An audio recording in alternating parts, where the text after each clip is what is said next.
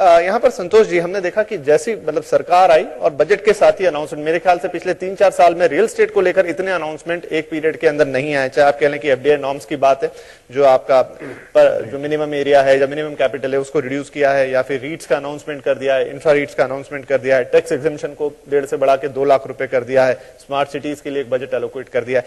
और उसके बाद हमने देखा कि बजट के बाद भी लो कॉस्ट हाउसिंग को एक तरह से इंफ्रा का दर्जा दिया है, प्रायोरिटी सेक्टर लैंडिंग में डाला। तो ये सारे कदम आपको लगता है कि ये पूरे मार्केट को मोबिलाइज करेंगे और कुछ वक्त में हम इनका एक्चुअल इफेक्ट बाजार पे आता हुआ देखेंगे?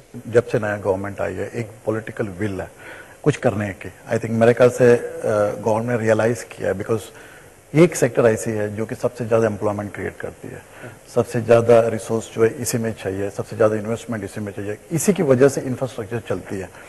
उस वजह से मेरे ख्याल से गवर्नमेंट की प्रायोरिटी जो है रियल एस्टेट के ऊपर जरूर आएगी।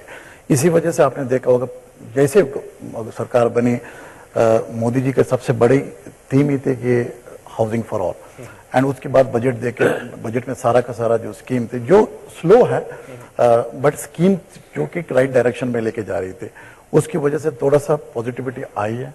तो बट गवर्नमेंट, मेरे ख्याल से financial institute, developer community as well as the consumer need to support, needs to come together in order to serve this big milestone.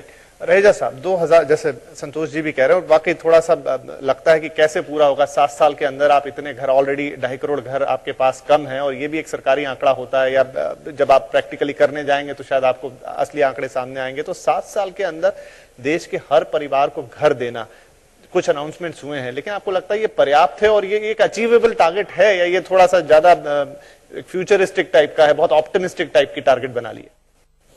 देखिए, विल हो और काम करने की डायरेक्शन हो तो क्यों नहीं हो सकता। 3-4 चीजें हैं जो करने के लिए हैं। सबसे पहला है कि रियल एस्टेट सेक्टर के ऊपर इतनी ज्यादा क्लियरेंस प्रोसेसेस डाली हुई है और इतने ज्यादा कॉन्स्ट्रेंट्स डाले हुए हैं। आज रियल एस्टेट का एक प्रोजेक्ट करने के लिए या कंप्लीट करते तक मेरे ख्याल से हर कोई डिपार्टमेंट ने कोई ना कोई रास्ता निकाला हुआ है कि इसके अंदर कैसे घुसना है।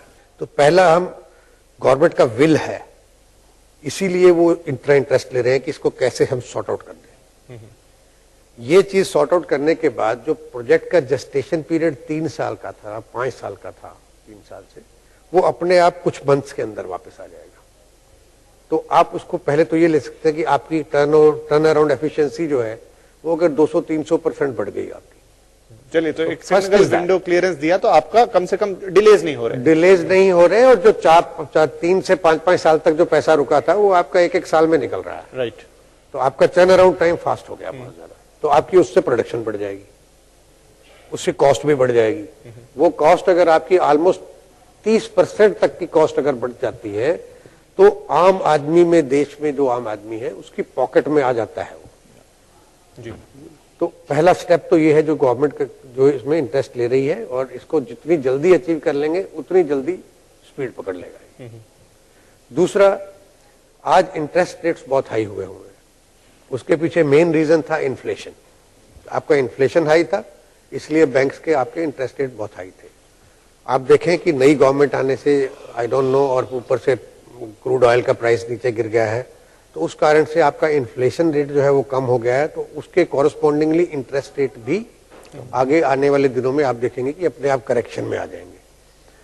तीसरा, गवर्नमेंट ने खुद ही इस बजट में 7060 करोड़ का प्रोविजन और किया है, specially for developing smart cities, and another I think a big sum, maybe as far as I remember several thousand crore is given, जो सबवेंशन करने के लिए अफोर्डेबल हाउसिंग की इंटरेस्ट के लिए। राइट। उसको जैसे ही सबवेंशन में करने के बाद आप उसको 6-7-8% पे जैसे इंटरेस्ट रेट को लेके आ जाएंगे, वो एक आम आदमी का घर का किराया देने के बराबर ईएमआई में कन्वर्ट हो जाएगा। लेकिन हम देखते हैं एक शिकायत है बिल्डर्स साइड पर कि आप ज्यादातर वही घर बनाते हैं जिसमें मार्जिन हाई हो, आप नीचे वाले घर नहीं बनाते ज्यादातर लोग। लेकिन यह है कि महंगे घर बन रहे हैं क्योंकि आपको मार्जिन वहां पर अच्छे मिल रहे हैं, आपके पास वहां पर सेफ बायर्स हैं, आपको लोगों के पीछे नहीं भागना पड़ेगा, डर ये नहीं कि ईएमआई जंप्स कर जाएंगे, शायद कैश में ही खरीदने वाले लोग हैं। और जो दूसरी साइड है, जो अफोर्डेबल साइड है, उसमें डिमांड बहुत है, 9 लाख करोड़ का मार्केट फिगर हम पढ़ते हैं, लेकिन ज्यादा लोग इंटरेस्ट नहीं लेते। मैं इस बात से पूरी तरह से सहमत नहीं होऊंगा एक्चुअली, क्योंकि जो हायर एंड मकान है, अगर देखिए अफोर्डेबल की परिभाषा कुछ नहीं है, अफोर्डेबल हर आदमी की परिस्थिति और हर शहर की परिस्थिति से गाइड होता है। अब चूंकि हम एनसीआर में बैठे तो हम एनसीआर की अगर बात करें तो आज एनसीआर में अप टू 40 से 70 lakh is an affordable apartment today. तो अगर मैं इस परिभाषा को लेकर अगर आगे बढ़ूं तो एनसीआर का 80% का जो मार्केट है ना, वो इसी बैंडविड्थ का मार्केट है। बहुत थोड़ा मार्केट है वो 20% का, जहां पर कि करोड़ रुपए से ऊपर के अपार्टमेंट्स खाली बिक रहे हैं। तो ऐसा नहीं है कि बिल्डर्स का रुझान केवल हाई एंड पे होता है।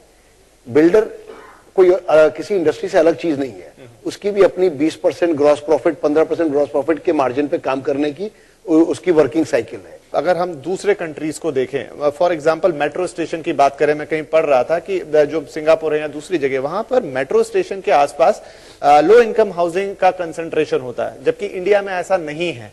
तो ये एक हमारा जो प्लानिंग सिस्टम है या जो इंफ्रास्ट्रक्चर कनेक्ट, कहीं वो लैक करता है कि हम चीजें तो बना रहे हैं लेकिन उस हिसाब से प्लानिंग नहीं कर रहे हैं। जैसे इन्होंने कहा कि कनेक्टिविटी वाली जो बात उठाई, या आप दूर दराज के क्षेत्र में ही सस्ती जमीन के कारण सस्ते घर बना पाएंगे, लेकिन उस पर इंफ्रास्ट्रक्चर लाना ये तो करना ही पड़ेगा। और जैसा मैंने जो मेट्रो का एग्जाम्पल दिया कि हमारे देश में उस तरीके से नहीं है, दिल्ली में भी शायद मेट्रो के आसपास उस तरीके से घर नहीं है, पार्किंग स्पेसेस ज्यादा बड़े हैं, घर नहीं बनाए गए।